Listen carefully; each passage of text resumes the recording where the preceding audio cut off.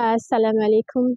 Je vais continuer la vidéo précédente parce que je voulais souligner un peu l'effet de la viande sur notre organisme, mais je voudrais revenir un peu sur les bienfaits en fait du sucre et des fruits dont j'avais parlé antérieurement, parce qu'il y a des gens qui disent non, mais on a besoin de la protéine et tout ça. Oui, bien entendu, on a besoin de la protéine, mais c'est pas pareil avec le sucre naturel, d'accord? Les glucides, c'est ça qui va nous apporter vraiment l'énergie dont nous avons besoin pour nourrir notre âme. Et quand on parle de glucides, on va parler précisément en fait des fructoses. C'est la forme de sucre qui sera mieux adaptée pour nous, qu'il faudra plus favoriser parce que le foie va bien tolérer en fait le fructose. Et ça, on le trouve dans les légumes comme la tomate, comme la pomme de terre, comme la carotte et les fruits. On peut prendre aussi les dattes, d'accord? On peut prendre tous les fruits qui sont sucrés, que ce soit dans, euh, même dans les fruits qui sont sèches, les raisins et tout ça, d'accord? Mais je vais vous donner un exemple, d'accord? On va prendre un bon plat le matin, on va bien manger, on va prendre la protéine, des lipides, on va prendre tout ce qu'on veut, on va bien manger, on va sortir, on va aller travailler. Et à un moment donné dans la journée, qu'est-ce qui va se passer? On va se sentir mal, on va avoir la tête qui tourne, on va beaucoup transpirer et on va tomber, on va s'évanouir.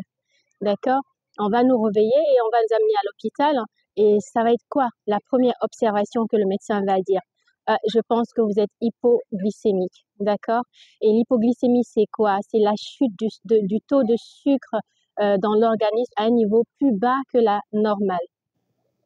Donc, et le premier truc qu'ils vont vous conseiller en plus lorsque vous vous évanouissez, lorsque vous retrouvez dans ces situations-là, on vous demande toujours de, en fait, prendre 4 morceaux de sucre, de mettre sous la langue pour que l'effet soit plus rapide pour pouvoir récupérer rapidement.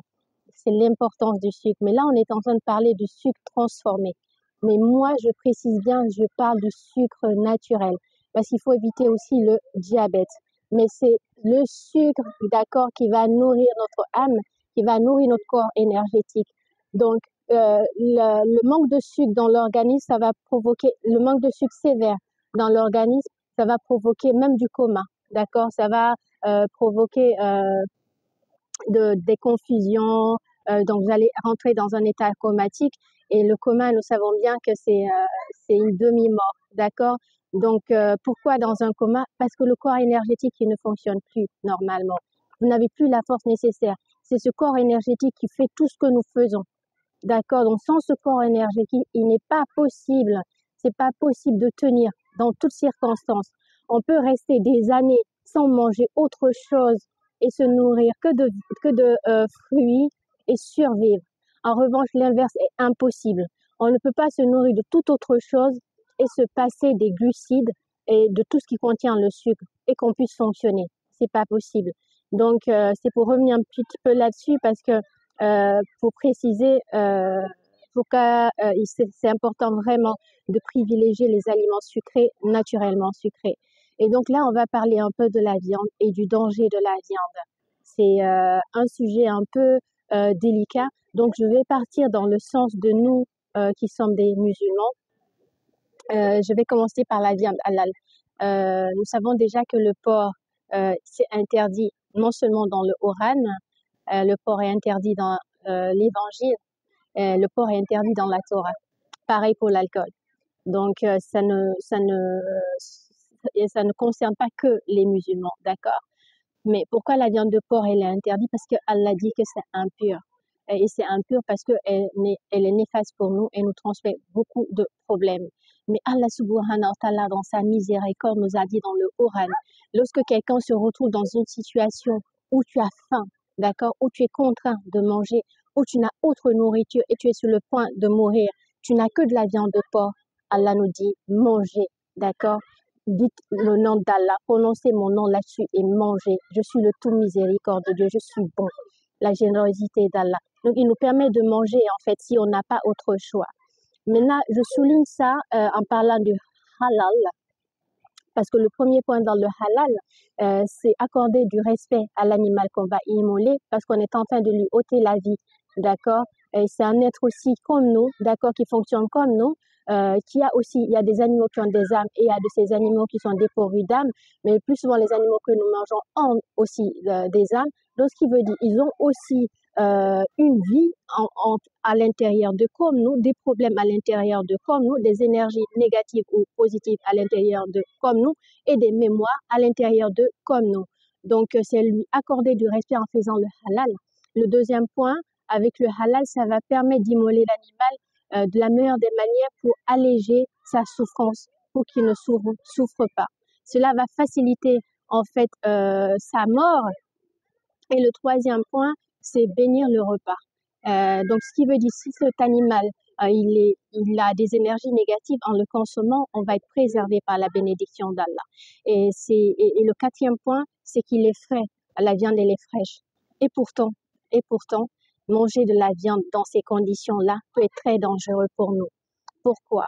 Parce que comme je l'ai souligné, l'animal peut avoir des problèmes, l'animal peut avoir des maladies, l'animal peut avoir des infections. Et comme nous, je l'avais dit tantôt dans des vidéos, où on vient avec en fait beaucoup de choses, des mémoires à l'intérieur de nous, avec des maladies, des problèmes, des blessures. Et cela est stocké en fait dans nos cellules. Et donc, c'est dans nos gènes et c'est dans notre ADN et c'est à l'intérieur du sang. Ça circule dans le sang. Et même si on est atteint par le mal occulte, on est atteint par la sorcellerie, par la magie, par les chayatines, les djinns, des démons même pires pour certains, ils circulent dans le sang. Ça à travers le sang, ils circulent. C'est pour ça une maladie occulte, par exemple, elle peut se déplacer d'un endroit à un autre, d'accord? Parce que ça circule dans le sang. Et c'est pareil pour les animaux. Donc, ce qui veut dire, en immolant un animal et en mangeant cet animal, ce sang que nous allons consommer, en fait, on va consommer tout ce qu'il contient. Et c'est pour ça qu'il y a des maladies qui sont transmises, on est d'accord, par des animaux qui sont contaminés, qui sont malades. Il y a eu beaucoup de cas, surtout en Europe, où tu manges les viandes de volaille ou de porc ou dessus et tu te retrouves avec des maladies dues à des virus, à des bactéries, ceci, cela.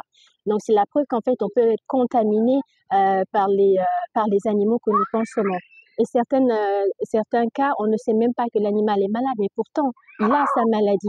Il a ses infections et il a ses énergies négatives. Donc, en mangeant l'animal, on va en fait apporter un élément nouveau, en fait, un corps étranger à l'intérieur de nous.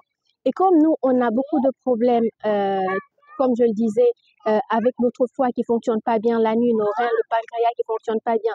Donc, le corps, déjà, il ne fait pas suffisamment le travail pour éliminer les toxines de tout ce que nous consommons. Et en plus de ça, on s'alimente très mal. Donc, on a une vie pas très saine. Donc, notre corps est déjà saturé. Donc, ce qui fait qu'il n'a pas la force nécessaire lorsque nous mangeons une viande, par exemple, infectée, pour se libérer de ces énergies-là, pour se purifier. Vous voyez? Donc, ce qui fait que, du coup, il faut faire très attention en consommant la viande. Déjà, il est important de bénir avant de manger, avant de se nourrir de la viande. C'est très, très important. Rendre grâce à Dieu et bénir le repas. Mais du coup, en limitant la consommation de viande, ce qui veut dire on va se préserver de plusieurs dangers. Et un point aussi que je voulais souligner, c'est dans la façon de cuire aussi la viande. Aujourd'hui, on a vu, il y a même des types de viande, je vais pas dire trop rentrer dans ce truc-là, mais on parle de viande wagyu et tout ça. Mais le problème est que la viande, si elle n'est pas bien cuite, ce qui veut dire le sang, il est présent. Donc, ce qui veut dire les dangers et l'infection, qu'elle soit énergétique ou organique, est encore énorme. Et dans les restos, c'est devenu même du luxe de manger de la viande qui est avariée des mois.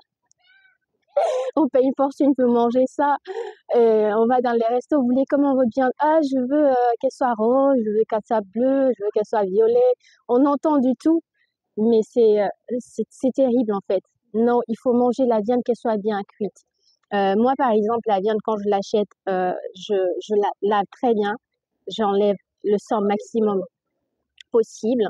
Je mets dans une casserole. Je mets que du sel. Je mets pas d'eau. Je rajoute rien. Je ferme. Je laisse à feu d'eau pendant 10 minutes. En fait, elle va cuire et elle va sortir le jus, la saleté, l'impureté qu'elle contient. et le sang et va être un peu sèche en fait. Et après, je sors cette viande-là, je n'utilise pas le fond de cette casserole-là parce que c'est la saleté qui est sortie et le sang pourri. Donc, j'ai pas utilisé ça. Je vais utiliser une autre casserole ou plutôt nettoyer. Et maintenant, si je veux faire une grillade ou si je veux faire une sauce ou peu importe, à ce moment-là, je prendrai ma viande, je la découperai et je ferai ce que j'ai envie de faire. Mais elle est plus saine. Mais moi, là, je fais 2 ans sans manger de viande. Franchement, j'ai recommencé à manger la viande récemment avec ma tante. Mais même ça, après ça, je ne mange plus de viande. Je peux dire là, ça a des occasions, je le mange quand je suis invitée. Mais sinon, je ne mange pas du tout de viande, honnêtement, parce que le danger de la viande, on a des risques cardiovasculaires, on a des risques de cancer, et même l'OMS, d'accord, est d'accord là-dessus en disant que manger 300-500 grammes de viande rouge par semaine accroît les risques de cancer, de risques de problèmes cardiovasculaires et toute autre maladie. Et rester sans manger de viande nous donne, c'est Allah qui prend la vie, mais il faut faire les causes.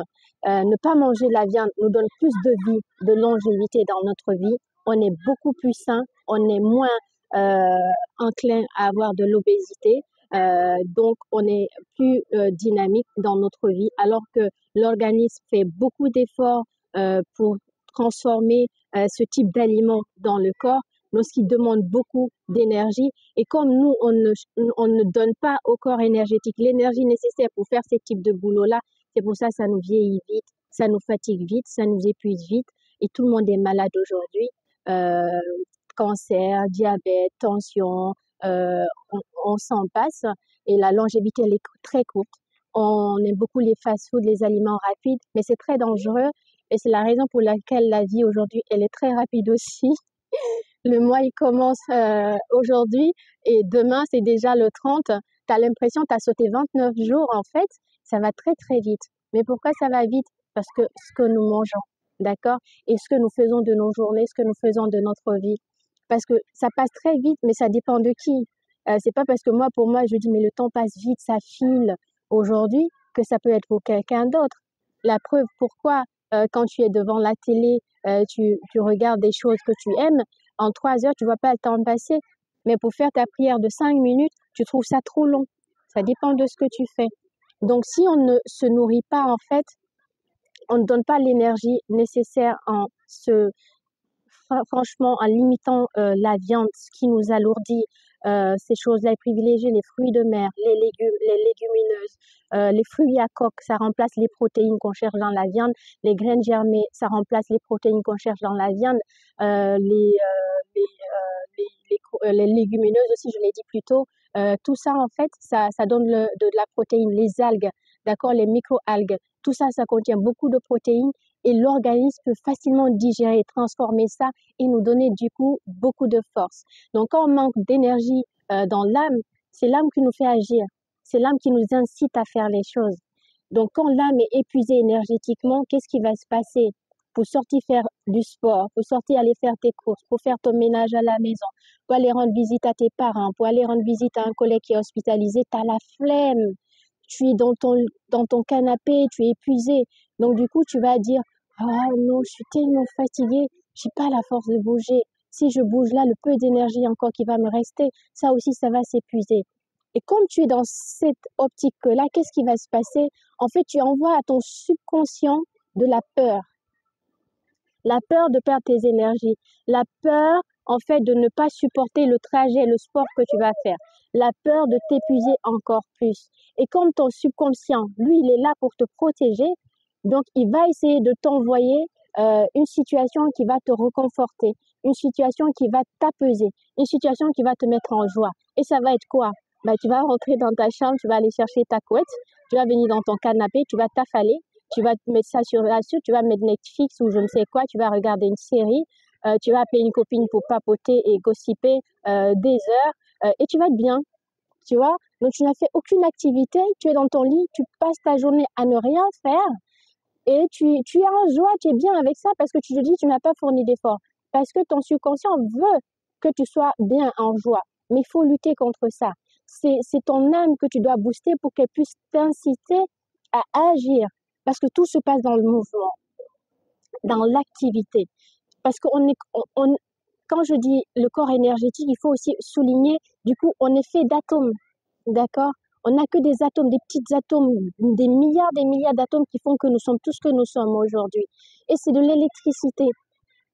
Et donc, en rentrant en activité, en bougeant le corps, en faisant des choses, en fait, du coup, tu actives ces atomes-là à l'intérieur de toi. Et donc, cela alimente tes énergies qui se boostent à l'intérieur de toi et ce qui va agrandir, du coup, ta force et ta lumière. Donc, comme les fruits, par exemple, ça va booster tes muscles, ça agit sur les muscles, ça agit sur tes globules rouges. C'est tout un tas de trucs que ça va t'apporter. Donc, tu rentres en activité. Donc, ce qui veut dire ton âme rentre en activité. Et quand ton âme va en activité dans le monde parallèle, tu vas recevoir, pas immédiatement, on est d'accord, mais au fur et à mesure, tu vas voir les choses vont changer dans ta vie. Sinon, tu stagnes en fait. Même si tu travailles, tu as un bon boulot, tu as un bon salaire, tu as une bonne villa et tout, franchement, ta vie va stagner, d'accord? Tu n'auras pas d'avancée. Tu vas être dans les situations où tu es bien payé, tu as un bon salaire par exemple, tu es en location, tu n'as pas ta vie là, tu n'investis pas. En fait, tu ne fais pas fructifier ton argent. Tu vas être le type de personne quand tu fais une demande d'aide ou tout, on te promet, tu n'obtiens rien. Souvent, on place ça dans la sorcellerie, mais ça devient en fait un problème qui est lié en fait à ta fatigue, mais à ta fatigue au niveau de l'âme. Parce qu'elle ne bouge pas, elle ne s'active pas. C'est elle qui fait le travail. Donc, c'est elle qui sait, en fait, ce qu'il faut débloquer chez toi, qu'est-ce qu'il faut arranger chez toi, qu'est-ce qu'il faut booster chez toi. C'est elle qui t'inspire. C'est elle, en fait, qui va te guider à faire les choses. Mais il faudra qu'elle ait la force nécessaire pour que tu puisses manifester dans la matière ce qui est bien. Donc, en l'amenant, elle, à faire ce qu'il faut faire chez elle. Mais pour ça, il faut qu'on la booste, en fait. Il faut qu'on la nourrisse. Sinon, elle reste fainéante parce que l'âme est très capricieuse. Très, très capricieuse, mais elle est très efficace en même temps. C'est complexe. Donc, si on veut exploiter le maximum de nous, le maximum de notre corps énergétique et le tout potentiel de notre âme, parce qu'il y a du potentiel, il y a énormément à exploiter avec notre âme. Mais pour ça, il faudra déjà commencer à prendre soin d'elle, à bien se nourrir, à lui donner la force nécessaire pour qu'elle fasse le boulot pour nous de l'autre côté qui va nous arranger parce que c'est elle qui attire les choses vers nous. C'est elle qui nous envoie là où on doit être. C'est elle qui va apporter les bonnes choses pour nous. C'est elle qui va rejeter les mauvaises choses pour nous. C'est elle qui va nous aider à ce que nous dévions, nous ratons les mauvaises choses dans notre chemin, les obstacles. C'est elle qui fait tout ça. D'accord? Donc, il faut qu'on soit conscient. C'est primordial. Et l'alimentation. D'accord? Et même les gens qui ne sont pas dans la spiritualité, subhanallah, Bibaraka Seydina Cheikh Mohamed Fawzi Akari qui nous apprend tout ça, d'accord? Tous ces alimentations, bien manger, bien se nourrir, bien vivre, bien manger, prendre soin de lui. Moi, c'est par la baraka de mon chien que j'ai appris tout ça. Et j'ai commencé à prendre conscience. Et une fois que je suis rentrée dans ce processus, les choses se sont faites naturellement. Du coup, mon âme, bien sûr, me dit, aujourd'hui, je veux ça, je veux ça, je veux ça. Et c'est comme ça que j'ai commencé à partir dans les choses qui sont bénéfiques pour elle.